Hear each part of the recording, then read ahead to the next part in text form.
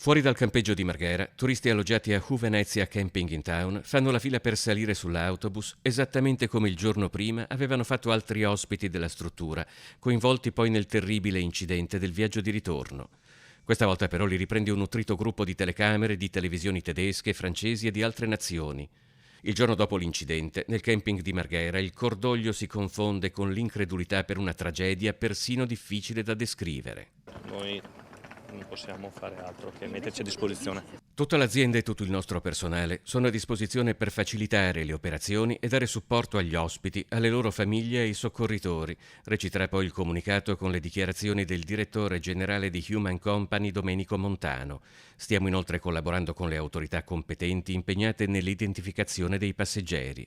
A Marghera gli autobus continuano a partire. Massimo Fioresi, amministratore delegato di La Linea, l'azienda di trasporto che svolge il servizio navetta tra il camping e Venezia, ha detto all'ANSA che dai video dell'incidente si vede come l'autobus proceda ad una velocità minima e si appoggi su un guardrail che purtroppo non è un guardrail ma una ringhiera.